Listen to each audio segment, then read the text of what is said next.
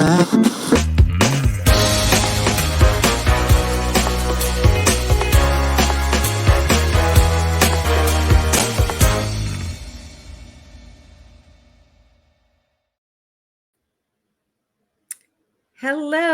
and welcome to Coffee with Kathleen. Today I am featuring a coffee mug from our partners, OE Connect, who I'm actually going to visit this week. So I'm excited about that. Look, if partners want to send me coffee mugs, they might find them featured on Coffee with Kathleen. But before we jump into the topic today, I would love to let everyone know that something that's new and emerging for Repair Pal, we just won an award from Inc. Magazine for Inc. Magazine's Great Workplace. So there are a few hundred companies every year that win this award. You have to undergo extensive surveying of your employees and have to really be offering a workplace that is inclusive and that meets employees' needs for growth, development, leadership, all kinds of things. And so I feel really proud of our little company of around 100 employees for once again showing up and winning this award. So as part of Coffee with Kathleen, last week I featured a special guest, another Kathleen, which will not always be the case. I only have a couple of friends named Kathleen. So this week I'm going to alternate weeks, I think, in terms of talking to you just directly, having a little one-on-one kind of feel coffee chat, and having guests on as well, some of whom will support the topics that we want to talk about. So next time, I think the special guest will also have some things to say about the topic that we're going to stretch out over the next few episodes. One of you had asked me to talk about, actually a couple of you asked me to talk about how to change your life. And so this is such a rich area of exploration, and I have changed my life a few times over the years that I've been on the planet. And so I'm excited to talk about it, and I'm excited to interview some of the upcoming guests about it as well. I am passionate about this topic. I think our life's work is to become more ourselves. And sometimes we have change foisted on us, and other times we decide we're going to make changes. And hopefully we're making good choices and good changes that produce, really positive impact in the world. So to give you some examples of times that I have intentionally changed my life, because the changes that I went through and all the many times that I moved and things like that as a kid really don't count because I wasn't in charge of those changes. But look, I grew my career from the front line to the exec table in 10 years. And so that was a not very intentional set of changes all the time. All I really knew is that I wanted to take on more and I wanted to do more. And ultimately, that's an achievement that I was able to have, which did in fact transform my life. Work life is very much a part of real life. And real life is very much a part of work life. We're the same wherever we go, ultimately. No matter what, how many coats of lipstick we might wear or cups of coffee we might drink, we are always ourselves.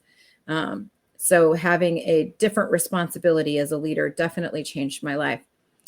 In the following 10 years after reaching the exec table, I grew from the exec table to the C-suite, which again has come with it a new set of challenges. I would say at this point in my evolution and my journey, I still feel like I'm pretty new to the C-suite. I've been here a little over a year, I guess about 15 months or so. And so I feel like this is a role I'm still fully understanding and occupying. Another life transition that was happening at the same time as some of the career ones is, raise my son from birth to a successful adult. And now I've got a fairly empty nest. I mean, you might have heard my dog barking in the background. So my nest is occupied by a Chihuahua. He's about 7 pounds. And then I do have two dwarf rabbits. One of them was my son's, and he bequeathed it to me when he went away to college. And the other rabbit that occupies my home is a rescue that I was sort of kind of tricked into taking during the pandemic by someone posting to me about it on Facebook. And I felt compelled to do something. I thought, how much harder could it be to have two rabbits than just one rabbit? And then the rabbit will have a friend. So I will say this, it is messier to have two rabbits rather than one rabbit. But look, I still count as being an empty nester. My son moved all the way to the East Coast. For those of you who know me, you know I'm based in California. So in terms of U.S. movement, he couldn't have gone further away. Luckily, my job involves a fair amount of travel, so I still get to see him often.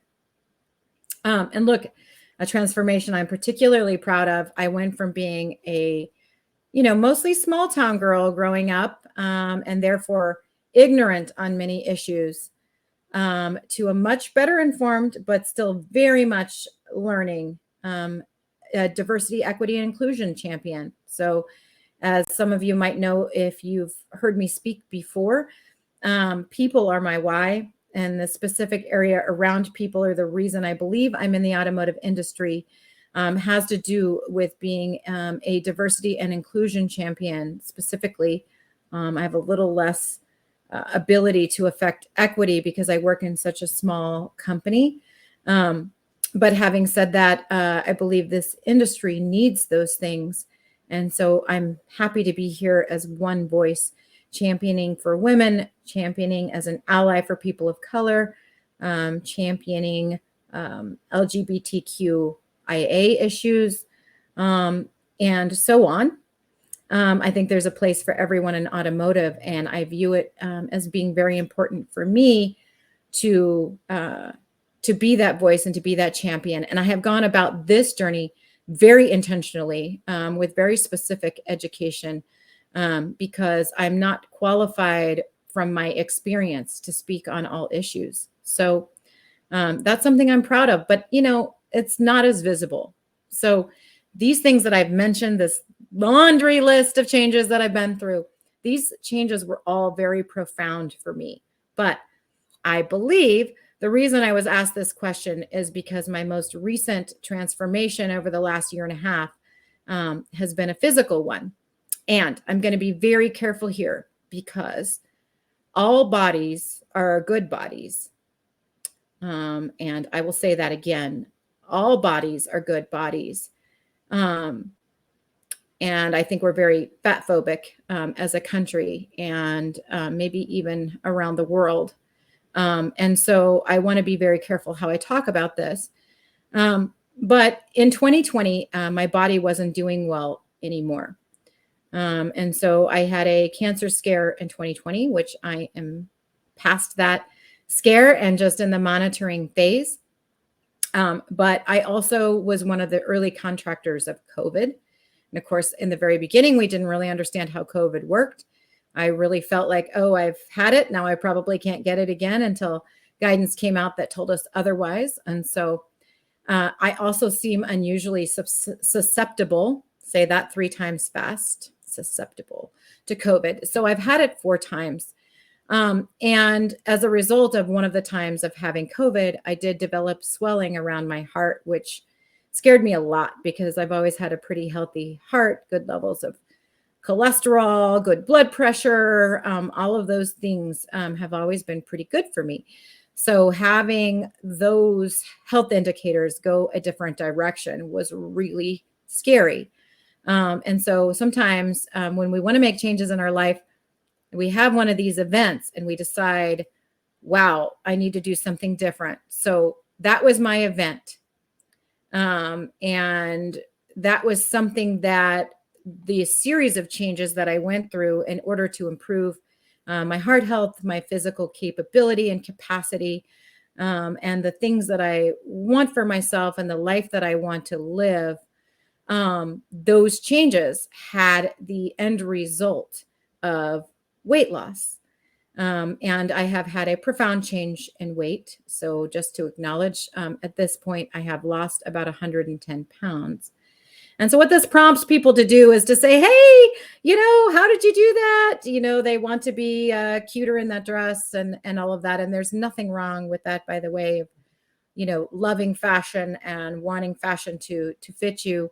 We really should be making fashion for all bodies. But again, not here to solve that problem. I work in the automotive industry, and there are plenty of problems here to solve. So Many people have said, hey, tell me it was something easy, please, etc. And there are many tips, tricks, ideas I could tell you about this specific adventure. But first, I want to start more generally and talking about how you go about changing your life when you're doing it intentionally and not in reaction necessarily to something that's manifested that you have to react to initially or immediately, but something where you realize that you want to go through a process to make these changes. And so if I were to describe this first step as easily as possible, which means that I could probably describe it to my dog, the first step wouldn't be to go do something. The first step would be to stay. I do like the idea of this stay command as a metaphor because it's a safety command, right? And look, what happens if a dog wants to run someplace, but you don't want them to run there because it's dangerous. You don't want them to go into the street. You don't want them to run up to the strange dog. You don't want them to aggressively, well, in my dog's case, aggressively lick an oncoming human being. Stay. It's a very helpful command. So I think it applies to us too. How do we stay? So we're in a moment. I'm in a moment with you right now. I've got this cup of coffee, which, by the way, is an adaptogenic cup of coffee. It's got that mushroom stuff in it that I've been hearing about. So I'll have to let you know how that goes. It doesn't taste bad. That's pretty good coffee. So in a few days, we'll see if I'm more alert or any smarter for having drunk the coffee. Maybe I'll update you on the next podcast. But in any case, what happens when you tell a dog to stay? It wants to run or do whatever it was doing before you gave it the command. So let's say it's well-trained, maybe a little more well-trained than my dog actually is. It's going to be very present in the moment. The dog is like, oh, I want to move, but I can't. I'm in stay mode. And this is what's going to happen to you too. We're so conditioned as people. We want to move. We want to go places. We want to do something. We're always saying, I wish there was something I could do. We find it really, really difficult as human beings to just stay. Think about the last time what a dear one, whether that's a friend or a family member, something brought you a problem. And you probably wanted to solve the problem, but what if it was something you couldn't solve, like someone had the passing of someone close to them, or just going through a moment that doesn't have a resolution, and you had to just stay and, be there for them, be available, but there's really nothing you can do. You might have felt that angst. That is a really good sign that you're in a stay moment, and for you to be able to just hopefully calmly sit and evaluate what's going on. And I encourage you to be more intentional about some of the changes that you want to make, whether those are career, because we're still, we're on LinkedIn, we're talking about jobs, we're talking about changes that, make your work life better. Although there is a significant overlap between personal and work, at least I find. So being a well-trained human being, you can train yourself. You can train yourself to stay in this moment, to be very present to what's happening, to be very intentional, really becoming awake, aware, and still for what's here now. Doesn't preclude you from being well caffeinated as well. That can definitely be part of staying here. A good cup of coffee, I do recommend. But until you understand what's here, and what's working and what's not, it's really, really hard to take the right next step or the right action, or to even understand what action to take.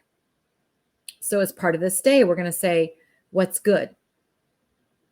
I promise you, even if you are in a difficult moment, you are thinking about switching jobs, you have had it, you are fed up, you're over it, there's still some good things. Otherwise, you, a good person, wouldn't be there.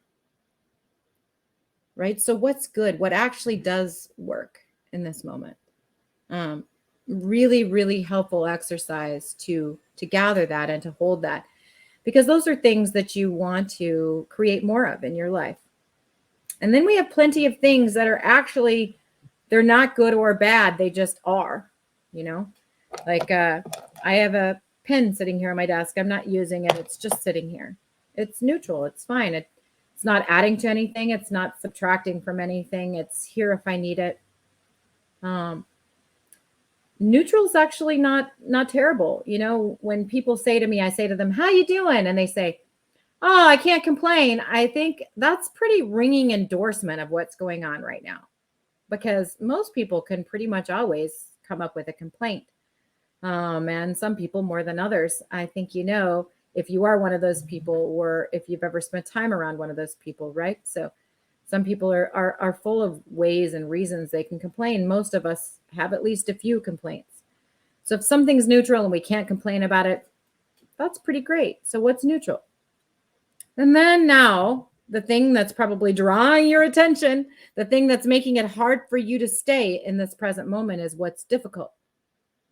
So as you're taking this inventory, and look, you know, you can make a mental inventory. I sometimes make inventories on the treadmill now. I don't remember them all later. But what's bad? What's not working? What's challenging? Why is that challenging? Why is that hard? I mean, I think sometimes something that, you know, you might find hard is somebody else's just, well, cup of coffee or cup of tea, right? I recently went through a compliance exercise with one of our partners, and I have to say, for me, I am a relationshipy, salesy, talky, you know, have fun-y kind of person. So sitting in like documentation and compliance realm was not easy for me, and I would say was difficult and made me feel some type of way, aka grouchy. So it didn't work for me, but that's a compliance person's, you know, beverage of choice, if you will. So understanding why it's bad for you, what about it isn't working, you know, why would you want to change that, and what do you want to change specifically, and then what's going to make sense for you, and what resources do you have to make the change. How can your community help you? How do you not have to make this change on your own? Have you engaged your community recently? Are there folks that you can talk to about this? People who can help. Let's say you're doing something people do all the time, thinking about switching jobs. Are there people that you can chat with about, you know, what might be next, or what's going to make sense for you, or how to evaluate next steps? And so in this way, you can become more intentional about the things that you have time to sit with and reflect on, you know, versus those things like your dog running into the street that you have to react to immediately. You know, your big life changes can become a more intentional, more deliberate, and therefore really a good feeling for you. I think what I've discovered for myself and around the personal journey that I've been on is that changes that I've made intentionally, and then that I've been able to follow all the way through, are a source of joy and happiness for me, because I started out with that awareness and that mindfulness and that intentionality, the stay in the beginning, so that I could evaluate exactly where I was going, where I was heading, what I was going to do next. And then the act of taking that first step, but in the most intentional way. Those are some of the most satisfying steps that you will ever take in your life. And look, if you're going to have to change your life, maybe you got laid off or something else happened. If you're going to have to change your life, you might as well get as much joy as you possibly can out of the changes that you're about to make. And so, you know, I think even in the realm of HR and employee management and things like that, they're saying, don't conduct exit interviews with employees, conduct stay interviews. So how do you conduct a stay interview of yourself, not discounting what's wrong or bad in your life, but at the same time taking a full and complete inventory? Just a thought for this morning's cup of coffee. I hope this helps you. And I look forward on the next episode to bringing on a guest who has made some significant changes in their life, who will talk to you about how they made those changes and what they decided to do, and how those things are still emerging in their life. Bye for now.